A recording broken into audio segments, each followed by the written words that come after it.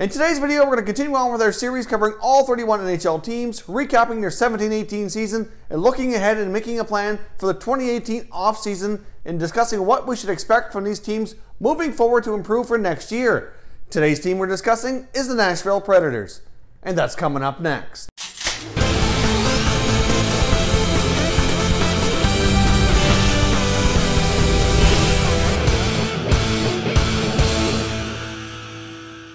Hey everyone, and welcome back to another video here at Top Shelf Hockey. If you're new to the channel, thanks for stopping by. We review and discuss all 31 NHL teams, so if you're a huge hockey fan, consider subscribing and clicking the bell so you don't miss anything. Today we're discussing the Nashville Predators. Obviously the Nashville Predators had a very solid 17-18 season, finishing #1 in the NHL and winning the President's Trophy. Unfortunately, they couldn't duplicate their playoff success last year in their attempt to make it back to the Stanley Cup Finals and finally have a chance to win their first Stanley Cup. They went down to the Winnipeg Jets in the second round of the playoffs. So let's jump in here. We'll take a look at the team and individual regular season stats and see how everything went, and then we're going to discuss what we should expect from the Predators during the offseason as they retool to get better again for next year to make another run at that elusive Stanley Cup. Now look, as I mentioned, the Predators finished #1 overall in the NHL with a record of 53-18-11 for 117 points. An absolutely phenomenal year. First in the Central Division, first in the NHL, President's Trophy winners.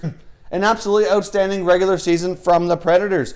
They finished +56 in their goal differential, scoring 261 goals for, putting them at #8 in the NHL, while only giving up 204 goals against, which was #2 in the NHL. So very solid goals for, goals against, and an excellent plus-minus rating. Their power play was pretty decent as well at 21.2%, putting them #12 in the league, and their PK percentage was 81.9%. Putting them at #6. So there's really not too many flaws here. Obviously, they had very solid goal scoring, really solid goals against, good special teams. Obviously, it makes you understand why they had such great regular season success here. Now let's take a look at some of the player stats. We had a lot of guys on this team had some pretty solid years. For example, Philip Forsberg had a very solid year, putting up 64 points, led the team in scoring. We saw Victor Arvidsson score 29 goals for this team, which was pretty solid. PK Subban put up 59 points and a +18 rating. One of the top D-men in the league, a contender for the Norris Trophy this year. We saw Roman Josi put up 53 points and a +24 rating. Another excellent season out of Roman Josi, who's now the captain of the Predators. We saw Craig Smith score 25 goals. We saw Pekka Rinne have another outstanding season where he's a contender for the Vezina Trophy, putting up a record of 42-13-4 with a 2.31 goals against average and a .927 save percentage. So Pekka Rinne, another tremendous regular season. So what went wrong for this team? What areas did not go so well during the regular season? Well, to be honest, there wasn't a whole lot. Like I said, when you take a look at the team stats and the individual stats, there's really not a lot you can really pick at here. But here's a couple things. I really didn't feel like to get the best out of their center iceman. If you look at their center depth between Ryan Johansson, Kyle Turris, Nick Bonino, that's some pretty solid 1, 2, 3 on paper for center ice position, which is of so much importance to these clubs trying to win the Stanley Cup. Goaltending and center and D obviously are, in that order, in my opinion, are the top positions. They had solid goaltending, they had solid D. And not to say that their centers aren't solid. I just think they could have got a little bit more production out of their pivots down the middle of the ice here. We saw Ryan Johansson put up 54 points in 79 games, which isn't terrible. But for a guy who's supposed to be a #1 center, signed a brand new, $8 million contract, I think that they should expect more out of Johansson. That's just my opinion. He's a good player. He had a pretty good year, but I think that they can get more out of him. Kyle Turris joined the team fairly early on in that big trade involving Ottawa and Colorado, which sent Matt Duchene to Ottawa, Kyle Turris to Nashville. Nashville sends Samuel Girard, and the combination of picks from both Ottawa and Nashville going to Colorado. I think Nashville at the time looked like they did pretty well with this trade. Kyle Turris had a lot of success in Ottawa, was at times the #1, sometimes the #2 center, had some solid playoff runs with the Sens during his time there. He got off to a great start when he first joined Nashville. He was off to a flying start. He was playing a lot with Fiala and Smith, and that line was really clicking. But then after about 20-25 games, I think things kind of tailed off, and Turris kind of didn't have a great second half of the year, and he didn't have a great playoff, in my opinion. He ended up putting up 42 points in 65 games after signing a 6-year, $6 million per year extension. So again, he didn't do badly. I just think with Kyle Turris' past and his history, and considering that he's on a stronger team with the Preds than he was before, that he should be able to theoretically put up even better numbers. He got off to a flying start, but then cooled off. I mean, when he was in Ottawa, he was kind of streaky at times as well, but I never really seen him go that long of a stretch in the second half of the year where his production was down.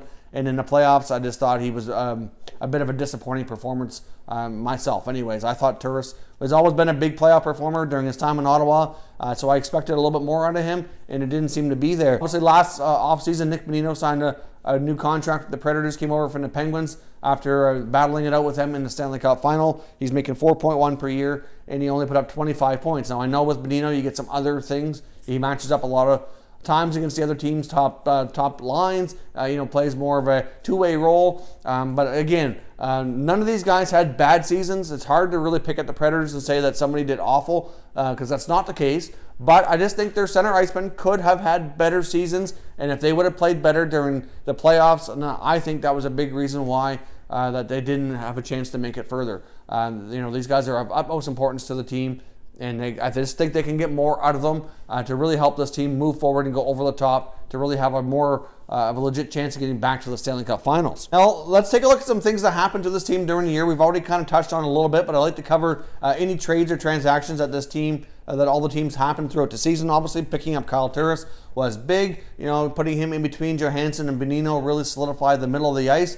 Said if they would have got better production out of all their centers, I think things would have went even better, and they would have had a more successful playoff run. But still, that was a big move for them, and it was so far. I like the move by Nashville. It really solidifies them down the middle, and hopefully Turris can have a better year next year. They also picked up Ryan Hartman at the deadline. Obviously, Mike Fisher came back towards the end of the year, and we finally seen the debut of Eeli Tolvanen. I mean, Tolvanen didn't get to play a whole lot, but when he did play, he looked pretty decent, and I fully suspect him to have a really solid rookie year next year. He did look really good leading into the season before he joined the Predators. He had a solid year, and then he looked fairly decent when he played for the Preds a few times towards the end of the season there. So I would fully suspect he'll give them an extra jolt of offense into their forward group next season. Now let's take a look at the offseason and what this team needs to expect here for contracts between their UFAs, RFAs, and any players that might be eligible to sign contract extensions. They do have some tough decisions to be making here or between this year and next due to the salary cap and what they have coming up for deals. So let's jump in here. Now for UFAs this offseason, they've got Alexei Yemlin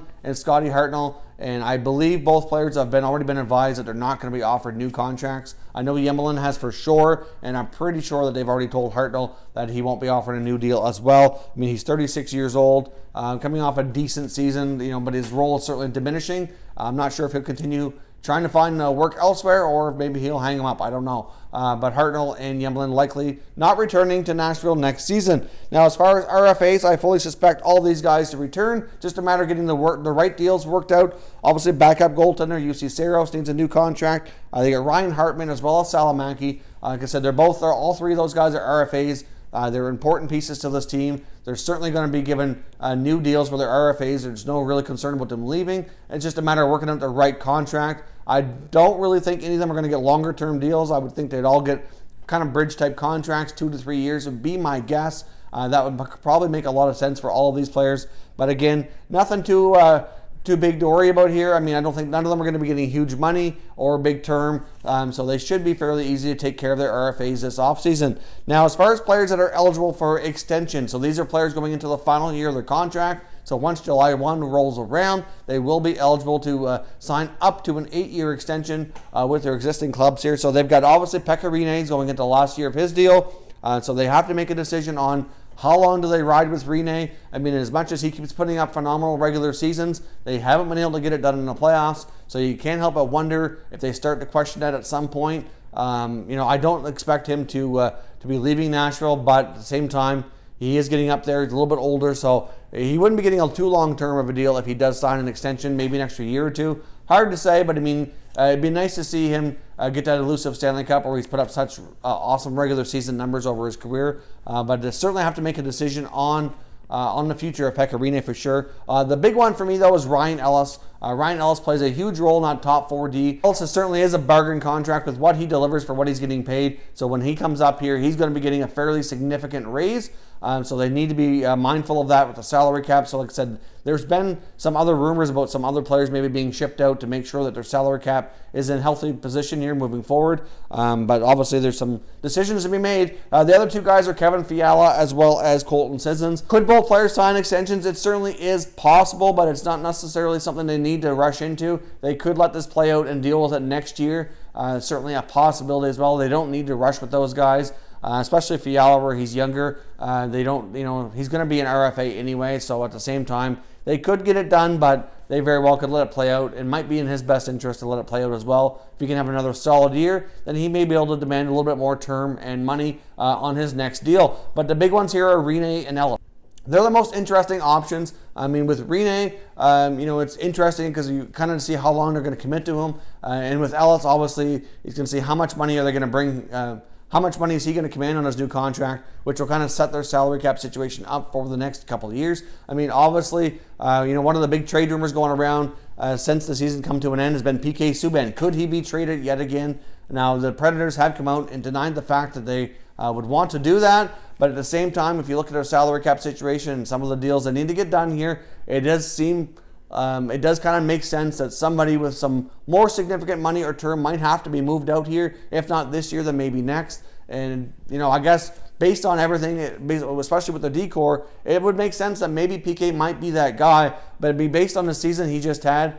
Really, it seems kind of crazy that you'd want to trade him again. And it's not okay. I really don't see it being a case that they'd want to trade him. But as things go on here over the next year or two, sometimes you can become a victim of your own success with the salary cap, and sometimes guys have to be moved out. And he might be a guy to consider. If you look at their top 4D between Ellis, Ekholm, Yossi, and PK would be the oldest out of the bunch, so it would make more sense for them to probably keep the other three if it came down to that. But personally, I don't think there's anything to the PK Subban trade rumors myself, but I guess time will tell here. We'll see how David Poile handles the contract situations moving forward. Obviously, the Predators lost assistant GM Paul Fenton, who took the job to be the GM in Nashville. I know he was a very valuable member of the management team working with David Poile for a long, long time. So I'm sure he's going to be missed for sure. As far as prospects to look forward to in their lineup next year, I already touched on Eeli Tolvanen. I think Tolvanen is really the main prospect that will have a good shot to get into their lineup. On the D side of things, I mean, they do have Dante Fabro. I'm not really sure what his plans are for the fall yet. Fabro may very well stay playing college hockey, but when time is right, Fabro is another great defensive prospect that they can add to this lineup, which is another reason why, I guess, which probably fueled the PK Subban trade rumors. They still are stocked pretty good with their D, with the other top three of the top four, plus they got a guy like Fabro coming in. So it's not like they're completely stuck here. They do have options, so we'll see when the time is right. At some point, they may have to consider breaking up the big four. I think one of the big decisions that will impact all of that is Pekka Rinne and how long that rolls out. I mean, obviously, at some point in time, if Rinne moves on and Saros becomes a starter, obviously he'll have a lower cap hit until he builds up more experience and can demand more contract and terms. So that might save them money that way as well. So we'll see how things go here. They do have some decisions to make. They don't have to rush, though, and we may not have to see much, if any, turnover this summer. Outside of a few little RFAs and stuff that need to be looked after, there's not a whole lot that this team needs to do. They could decide to stay the course and kind of ride with the group they have. Maybe add an extra depth piece or two through free agency. I wouldn't expect a whole lot of movement out of Nashville, but at the same time, I do know this, that the Predators are hungry to win. David Poile has proven time and time again that he's comfortable being an aggressive GM and making big moves to kind of go for it and bring a championship to town. So obviously, maybe he'll surprise us, and maybe there could be a big move or two this offseason. After losing up to Winnipeg in the playoffs, there's a lot of debate over moving forward here over the next year or two. Is Winnipeg a team that could surpass Nashville, and maybe Nashville's window isn't as wide open as a lot of people thought it was for them to contend for a long time if they've got to go through teams like the Winnipeg Jets, and now you get another powerhouse like Vegas in the Western Conference as well. Things are getting a little bit tougher, and maybe they do need to make some adjustments here to try to get back to be at the top of the mountain here. So we'll see what Poile's got up his sleeve. Moves coming from the Predators, and David Poile doesn't surprise me anymore. He's been a great GM for this club, and he's made a lot of great moves and been very aggressive to bring in top guys to put this team over the top. So it wouldn't shock me to see him do something this summer, but again, he doesn't have to. When it comes to the 2018 NHL Draft, they don't have a first or second round pick, so they're not going to be adding a whole lot of prospects this year unless they do make some deals. Maybe they look to trade a player out to see if they can bring back a first round pick of another team. That is a possibility. I wouldn't be shocked to see Poile try to pick up a pick or two here in their first couple of rounds, since they currently don't have any. But then again, he may have to part with a pretty strong player, may choose not to do that. Either way though, as of right now, they don't have a pick in the first 2 rounds, so it's something that they might want to look at and see if they can bring anything back in the short term here to get themselves an extra prospect. Considering how deep this draft is, it might be something for Poile to look at to see if he can add a nice prospect to their prospect cupboard for the team moving forward. Leave some comments down below. What do you expect out of the Predators this offseason? Do you fully expect them to mainly stay pat here and kind of look after their RFAs and not do too much and kind of make another run at it next year? Or do you think we could see a big move out of General Manager David Poile to try to put this team over the top? I mean, if anything, it could probably use a little bit of a boost offensively, but if they believe in this group and they think they can get more out of their center iceman moving forward into next year, they may choose just to stand pat here and run with this group again next season. So give me your thoughts down below in the comment. If you're new to the channel, I hope you consider subscribing. We cover all 31 NHL teams, and there's plenty of content here for all hockey fans to enjoy. So if you're new, hit that subscribe button. If you enjoyed this video, make sure you hit that like button as well. I'd really appreciate it if you did. As always, thank you very much for watching, everybody. We will catch you next time.